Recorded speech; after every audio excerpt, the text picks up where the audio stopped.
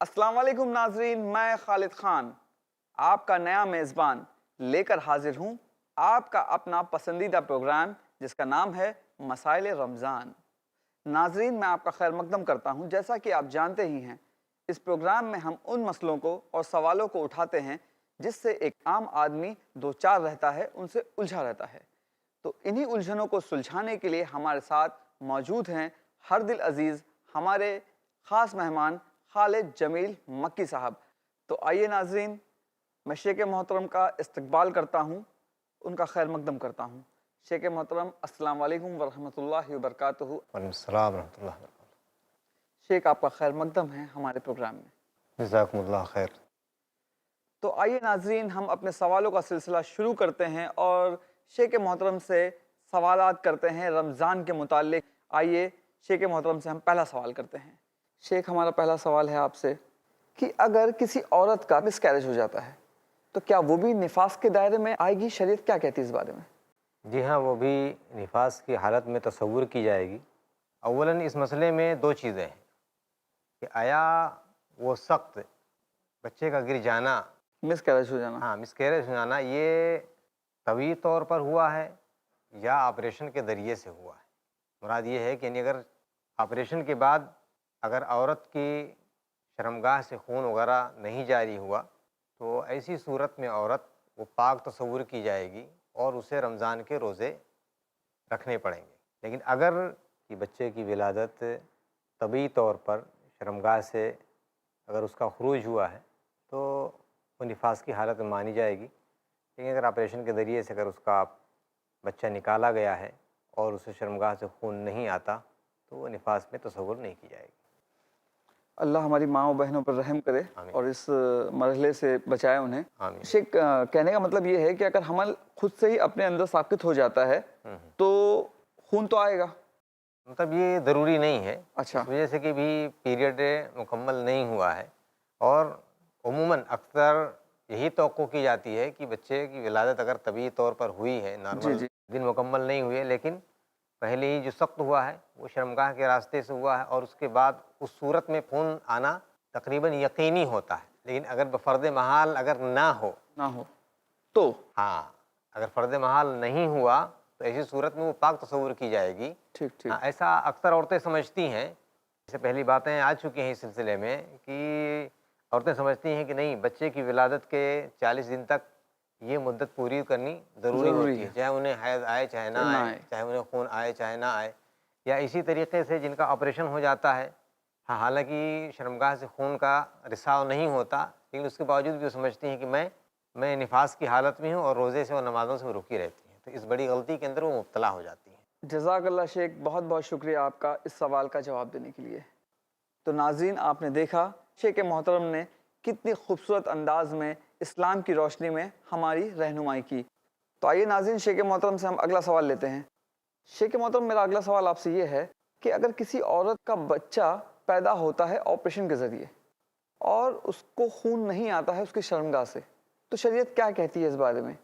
نفاس والی عورت میں اس کا شمار نہیں ہوگا، کیونکہ اس سے خون جاری نہیں ہے، وہ روزے بھی رکھے گی اور نماز بھی مکمل ادا کرے گی۔ لیکن اگر خون ولادت کے بعد اگر خون جاری ہے تو اسی صورت میں وہ نہ روزہ رکھے گی اور نہ ہی وہ نمازیں ادا کرے گی۔ الحمدللہ۔ جی، یہ اس کے ساتھ رخصت اللہ تبارک تعالیٰ نے دی ہے کہ اس رخصت سے وہ فائدہ حاصل کرے جو ہے۔ جزاک اللہ شیخ، بہت بہت شکریہ آپ کا اس سوال کا جواب دینے کے لیے۔ تو ناظرین، آپ نے دیکھا شیخ محترم نے کتنی خوبصورت انداز میں اسلام کی روشنی میں ہماری رہنمائی کی۔ تو ہم شیخ محترم سے اپنا اگلا سوال لیں گے، چلتے ہیں شیخ محترم کی طرف۔ شیخ محترم، میرا اگلا سوال آپ سے یہ ہے، اگر کوئی لڑکی رمضان کے مہینے میں بالغ ہوتی ہے اور وہ روزے رکھ رہی ہے اور شرم کی وجہ سے وہ اپنے گھر والوں کو نہیں بتاتی ہے اور کنٹینیوسلی روزے رکھتی جاتی ہے، تو شریعت کا کیا حکم ہے اس کے اوپر؟ میرے خیال سے یہاں سوال میں تھوڑا اس نوعیت کا اضافہ ضروری ہے جی، کہ ایک بچی وہ روزے رکھ رہی تھی، لیکن اسی درمیان میں اس کو حیض آ گیا اور یہ بلوغت کی علامت ہے، بالغ ہو گئی، لیکن اس نے شرم کی وجہ سے دوسرے لوگوں کو گھر میں کسی کو مطلع نہیں کیا اور وہ روزہ رکھ رہی ہے۔ حالانکہ حیض کی حالت میں اسے چاہیے کہ روزہ توڑ دے، کیونکہ بلوغت کی جو علامت ہے حید، اس حید کے ایام میں روزے رکھنا اس کے لیے جائز نہیں ہے، اسے اپنا روزہ توڑ دینا چاہیے، بھلے وہ بتائے یا نہ بتائے، ہاں اسے روزہ ترک کر دینا ضروری ہے، ضروری ہاں جی روزہ اس کا درست نہیں ہوگا۔ اب اگر اس نے ایسا کیا وہ گنہگار ہوگی، وہ غلطی پر ہوگی، اسے بتا دینا چاہیے یا روزہ اسے ترک کر دینا چاہیے، گھر میں بتا کر کے روزہ ترک کر دینا چاہیے، اسے چھپانا نہیں چاہیے۔ ہماری ماں بہنوں میں خاص طور سے جو نوخیز بچیاں ہوتی ہیں وہ اس طریقے کے شرم اور حیا کی وجہ سے اس مسئلے کے اندر وہ مبتلا ہو جاتی ہیں، حالانکہ اسلام ایسا دین ہے جس کے اندر اللہ تبارک تعالیٰ نے ہر طرح کی آسانیاں رکھی ہیں۔ حضرت ام سلیم رضی اللہ تعالیٰ عنہ دینی مسئلے میں اللہ کے نبی صلی اللہ علیہ وسلم کے پاس آتی ہیں اور کہتی ہیں کہ اللہ کے نبی، اللہ تبارک تعالیٰ حق پوچھنے سے شرم نہیں کرتا، الحمدللہ ان اللہ لا یستحی من الحق، اللہ تبارک تعالیٰ حق سے نہیں شرم کرتا۔ تو اس کے بعد انہوں نے ایک سوال کر دیا جو شرم سے متعلق سوال تھا کہ کیا عورت جب اسے احتلام ہو تو کیا وہ غسل کرے؟ تو اللہ کے نبی صلی اللہ علیہ وسلم نے انہیں مسئلہ بتلایا۔ پہلے انہوں نے کہا کہ جب اسلام حق پوچھنے سے شرم نہیں کرتا ہے، اس کے بعد انہوں نے اپنا مسئلہ رکھا اور اللہ کے نبی صلی اللہ علیہ وسلم نے اس کا جواب دیا۔ تو اس سے یہ پتہ چلا کہ ہمیں دینی مسائل میں شرم اور حیا نہیں کرنی چاہیے، اور ایسا جو لوگ کرتے ہیں، دیکھا آپ نے کہ وہ محظور کے اندر بچی واقع ہو گئی، یعنی ایک گناہ کا کام اس نے کیا کہ حیض کی حالت میں وہ روزے سے رہی، اور ایسا کرنا صحیح نہیں ہے۔ تو لوگوں کو مسئلے جاننا چاہیے، اور کہیں بھی ڈاؤٹ اور شبہ ہو تو فوراً اس کے بارے میں پوچھ لینا چاہیے۔ شیخ محترم، میرا اگلا سوال آپ سے یہ ہے کہ اگر کوئی روزدار روزی کی حالت میں گشی کھا کے گر جاتا ہے یا بے ہوش ہو جاتا ہے تو ایسی حالت میں کیا اسے روزہ رکھتے رہنا چاہیے یا توڑ دینا چاہیے؟ شریعت کیا کہتی ہے اس بارے میں؟ دیکھیے، اس سلسلے میں نبی محترم صلی اللہ علیہ وسلم کی ایک حدیث ہے کہ 3 لوگوں سے قلم اٹھا لیا گیا۔ 3 لوگوں سے؟ جی ہاں، رفع القلم عن 3، 3 لوگوں سے قلم اٹھا لیا گیا ہے۔ اس میں عن المجنون حتیٰ یفیق، مجنون آدمی جب تک کہ اسے یہ فاقہ نہیں ہو جاتا ہے اپنے جنون سے، اس وقت تک اس کے لیے یہ چیز محسوب نہیں، یعنی شمار نہیں کی جائے گی۔ کیوں ایسا ہے؟ اس وجہ سے کہ جو مجنون ہوتا ہے اس مجنون اور پاگل کا دماغ درست نہیں ہوتا، اور جس آدمی کو یہ کیفیت لاحق ہو، گشی بشی آ جائے، بے ہوشی کے عالم میں ہو، تو اسے خود ہی نہیں معلوم رہے گا کہ میں روزے سے ہوں کہ روزے سے نہیں ہوں۔ بالکل بجا فرمایا آپ نے۔ ہاں، تو روزہ خود بخود ٹوٹ جائے گا، اس وجہ سے کہ اس کو روزے کی بہت ساری چیزوں کے بارے میں علم نہیں ہے۔ ہاں، ممکن ہے کہ وہ اس حالت میں ہو، کوئی چیز اس نے کھا لیا ہو جس سے روزہ ٹوٹ گیا ہو، یا کوئی ایسا عمل کر لیا ہو جس سے روزہ فاسد ہو جاتا ہو، تو اس عمل میں اس آدمی کو اولاً کوئی چیز یاد نہیں رہتی۔ ہاں، ایک صورت ایسی ہوتی ہے کہ وہ وقتی ہوتی ہے، وقتی طور پر کوئی کیفیت طاری ہوئی، پھر اس کے بعد آدمی جو ہے چوکنا ہو گیا، جیسے کہ کچھ لوگوں کو مرگی آ جاتی ہے، ہم کہتے ہیں۔ ہاں، تو اس کیفیت میں انشاءاللہ اس کا روزہ باقی رہے گا۔ ہاں، کچھ وقت کے لیے ایسی کیفیت ہوتی ہے، پھر اس کے بعد وہ چیز زائل ہو جاتی ہے، لیکن اگر وہ کیفیت لمبی رہی تو اس آدمی کے لیے روزہ رکھنا درست نہیں ہے، اس کا روزہ ٹوٹ جائے گا، اسے بعد میں اس روزے کی قضا کرنی پڑے گی۔ تو یہ اسلام نے ایسے لوگوں کے ساتھ یہ رخصت دی ہے۔ انہی لوگوں میں سے، یعنی 3 لوگوں جو میں نے تذکرہ کیا تھا، انہی میں بچہ ہے کہ جب تک کہ وہ بالغ نہیں ہو جاتا، بلوغت سے پہلے اس کا سارا جو عمل ہے وہ عمل کا حساب نہیں ہے، اور نہ ہی اگر کوئی وہ غلط کام کرتا ہے تو اس پر کوئی مواخذہ ہے۔ ایسے ہی سونے والا جب وہ سو جائے تو اس کے عمل کا محاسبہ نہیں ہے۔ ایسے ہی یہ تو سونے سے بڑی چیز ہے غشی طاری ہو جانا، اور اس صورت میں اگر کوئی آدمی اس کیفیت سے اگر دوچار ہوتا ہے تو گویا کہ وہ مرفوع القلم ہے، اس آدمی کی غلطیاں اور نہ اس کی کوئی عبادت شمار کی جائے گی، یہ اس آدمی کے ساتھ ایسا معاملہ ہوگا۔ شیخ محترم، اگلا سوال لینے سے پہلے ہمیں ایک وقفے کے لیے رکنا ہوگا، معذرت چاہتا ہوں۔ ناظرین، وقت ہو چلا ہے ایک وقفے کا، تو پلیز کہیں جائیے گا مت، ہم لوٹتے ہیں ایک وقفے کے بعد۔ السلام علیکم ورحمۃ اللہ وبرکاتہ۔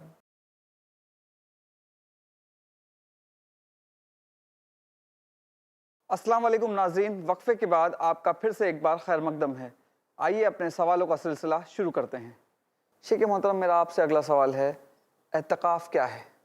اعتکاف ایک عبادت ہے جو رمضان المبارک مہینے کے آخری عشرے میں مشروع ہے، اور جو انسان عبادت کی غرض سے، عبادت کی نیت سے یکسو ہو کر کے وہاں قیام کرتا ہے، اسے اعتکاف کہا جاتا ہے۔ مسجد میں اپنے لیے کوئی جگہ خاص متعین کر لے جہاں وہ بیٹھ کر کے اللہ تبارک تعالیٰ کی عبادت کرے، ذکر و اذکار کرے، نماز وغیرہ کی ادائیگی کرے، اور اسلام میں اس کی بڑی فضیلتیں آئی ہیں، اور اللہ کے نبی صلی اللہ علیہ وسلم ایسا کرتے تھے۔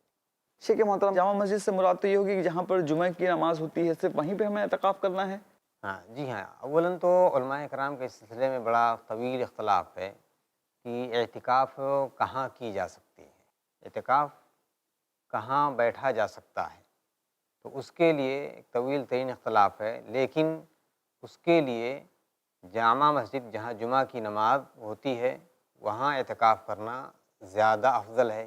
جزاک اللہ شیخ، بہت بہت شکریہ آپ کا۔ شیخ محترم، اسی سے جڑا ہوا میرا اگلا سوال آپ سے ہے، کیا کوئی آدمی یا کوئی شخص رمضان کے علاوہ بھی اعتکاف کر سکتا ہے؟ رمضان کے علاوہ اعتکاف کی کوئی مشروعیت کی کوئی دلیل نہیں ہے، یا شرع میں ایسا کوئی معاملہ مجھے نہیں معلوم، لیکن ایک بات جو اللہ کے نبی صلی اللہ علیہ وسلم کی حدیث سے ثابت ہے کہ آپ صلی اللہ علیہ وسلم نے ایک بار اعتکاف کی قضا کی ہے، اعتکاف کی قضا کی؟ قضا کی ہے۔ اچھا، تو اس سلسلے میں یہ جاننا چاہیے کہ اولاً تو یہ ایک نفلی عبادت ہے، کوئی فرض نہیں ہے، یعنی تو انسان کے پاس اگر وقت ہو تو وہ اعتکاف کرے، ہاں اعتکاف، اگر وقت نہیں ہو تو اعتکاف نہ کرے، کہ یہ نفلی عبادت ہے۔ ہاں نفلی الحمدللہ۔ عبادت ہے، اسے اختیار ہے اس سلسلے میں، چونکہ نبی محترم صلی اللہ علیہ وسلم کا یہ معمول تھا کہ آپ نے پہلے عشرے میں اعتکاف کیا، پھر دوسرے عشرے میں اعتکاف کیا، اور اپنے آخری ایام میں اللہ کے نبی صلی اللہ علیہ وسلم نے ہمیشہ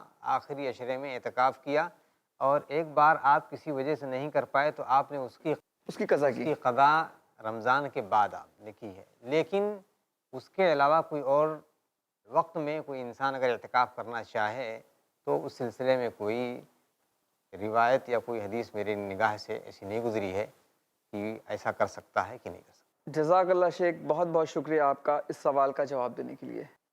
تو ناظرین، آپ نے دیکھا شیخ محترم نے کتنی خوبصورت انداز میں اسلام کی روشنی میں ہماری رہنمائی کی۔ تو چلتے ہیں ناظرین شیخ محترم کی طرف اور کرتے ہیں ان سے ہم اپنا اگلا سوال۔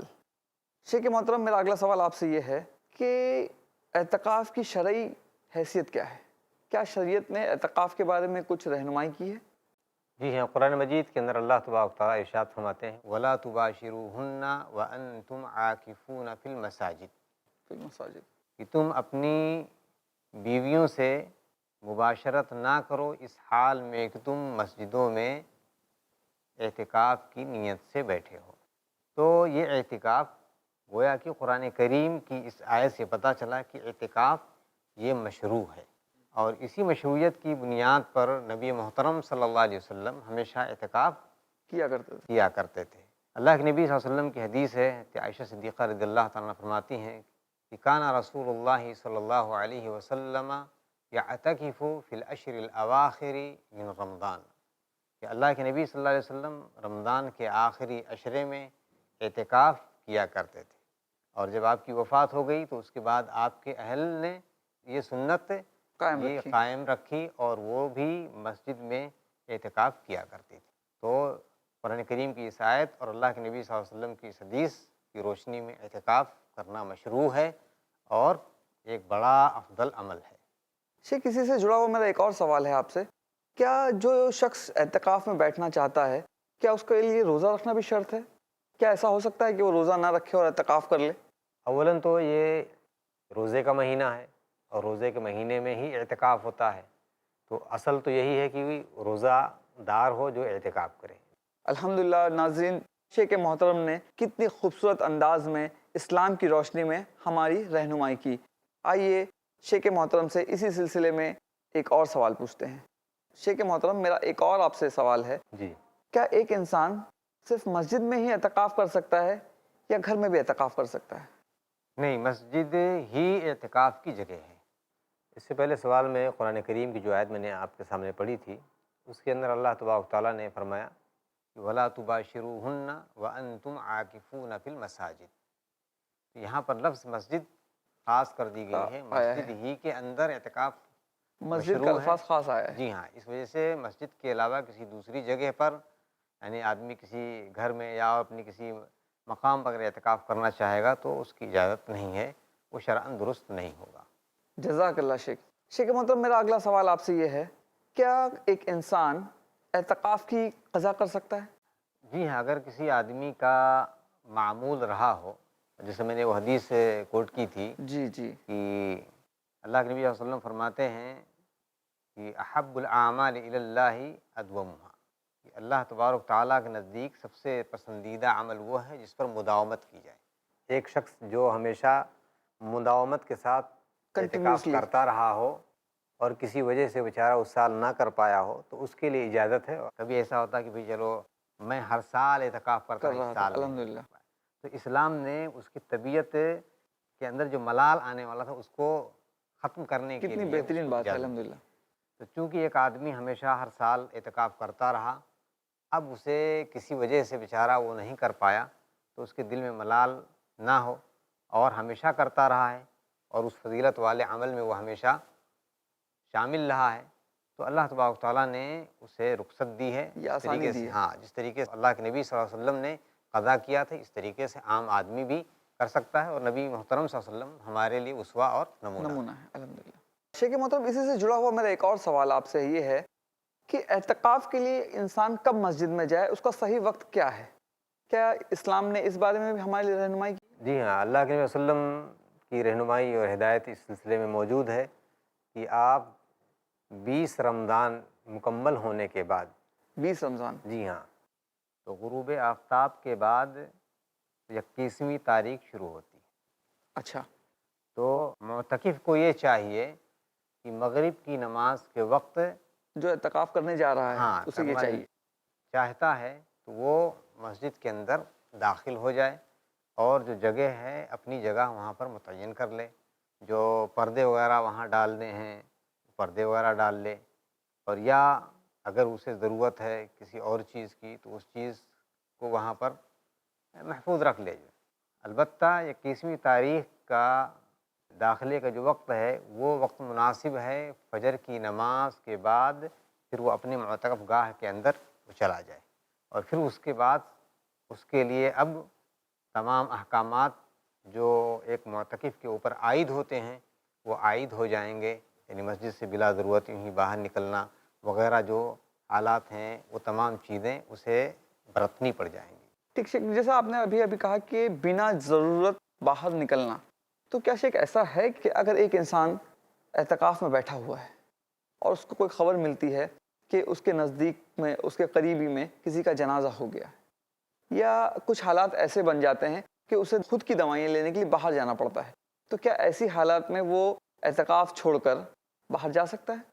آپ کے سوال میں 2 جز ہے۔ ایک جز تو یہ ہے کہ کسی کے جنازے میں شرکت کرنا، جی کسی کی عیادت کے لیے جانا ایک عبادت ہے، جی جی کسی میت کے گھر تعزیت کے لیے جانا یہ بھی عبادت ہے، یا جنازے میں شرکت کرنا یہ بھی عبادت ہے، اور یہاں آدمی ایک عبادت میں مشغول ہے، تو اس وجہ سے اس حالت میں ان تمام چیزوں میں وہ شرکت نہیں کرے گا۔ جی تو شرع میں اس کی اجازت نہیں ہے، چاہے وہ کسی کی عیادت کرنا ہو، چاہے کسی کے جنازے میں جانا ہو، البتہ اپنی ضرورت کے پیش نظر، جیسے دوائیاں، اگر کوئی دوائیاں لانے والا نہیں ہے تو اسے اجازت ہے کہ وہ دوا کے لیے میڈیکل اسٹور جا سکتا ہے یا اپنی بیماری کے علاج کے لیے ڈاکٹر کے پاس جا سکتا ہے۔